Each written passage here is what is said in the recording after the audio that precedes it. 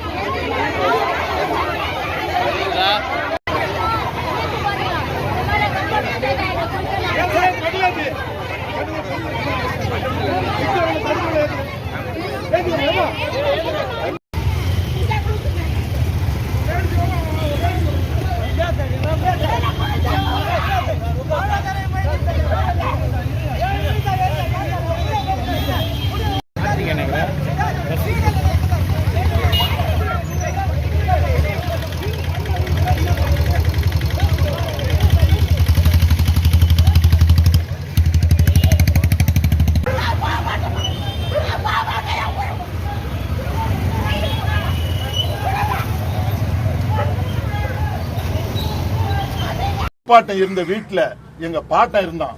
பாட்டன் இருந்த வீட்டுல எங்க அப்பா இருந்தான். எங்க அப்பா இருந்த வீட்டுல நான் இருக்கிறேன். நான் இருந்த வீட்டுல என் புள்ள என் பேரன் 6 தலைமுறையா நாங்க இந்த இடத்துல இருக்கிறோம்.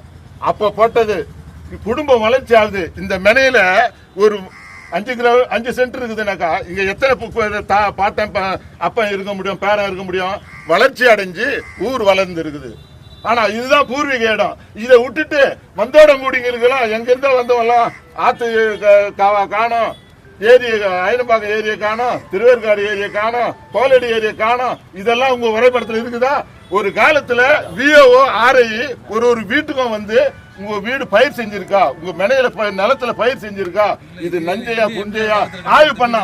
ஆனா இன்னைக்கு ஒரு ஏரியே வீடு கட்டி இருக்கிறான், அரசாங்கத்துக்கு தெரியல. ஒரு ஆத்துக்காவையே லெவல் பண்ணி பிளாட் போட்டான், அரசாங்கத்துக்கு தெரியல.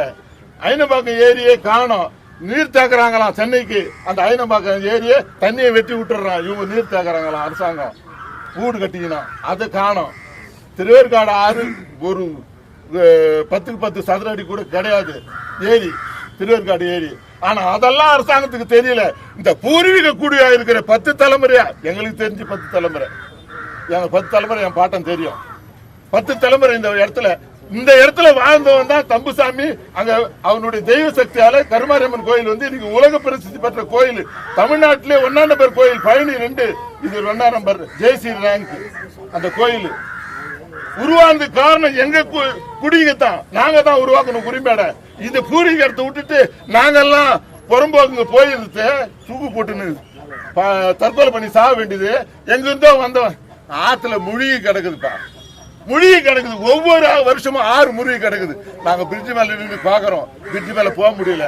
எங்க வீட்டுல ஒரு குடிசை தண்ணியில் நினைல, ஒரு குடிசை தண்ணியில் நினைல. பிரிட்ஜ் மேல இருந்து எல்லாம் ஹெலிகாப்டர்ல பொட்டலம் போடுறான்.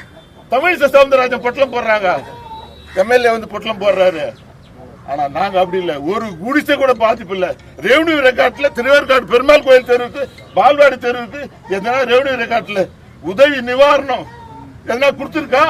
காட்டுங்க பாக்கலாம். ஆட்சி அதிகாரம் கோர்ட் ஆர்டர்ன்றீங்களே, கோர்ட் ஆர்டர் நான் இப்போ வாங்க, கோர்ட் ஆர்டர் எவ்வளவு இடத்துக்கு ஆடுறேன் ஆக்கிரமிப்பு, அதெல்லாம் நாங்க காட்டணுமா?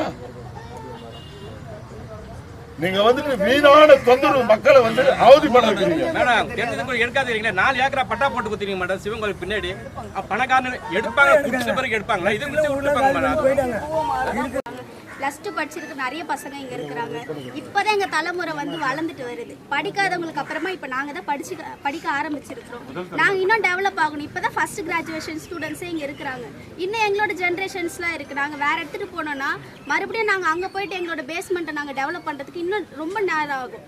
இப்போ இவங்க பேஸ்மெண்ட் உருவாக்கிட்டாங்க. நாங்கள் இதில் தான் வந்து ஒரு பில்ட் பண்ணணும். நாங்கள் இதில் கொஞ்சம் தான் இப்போ தான் பில்ட் பண்ணுறோம். இப்போ மறுபடியும் வந்து இதை சொல்கிறாங்க. நான் 6th ஸ்டாண்டர்ட் படிக்கிறதுலேருந்து இந்த சிஸ்டம் வந்துட்டே இருக்குது.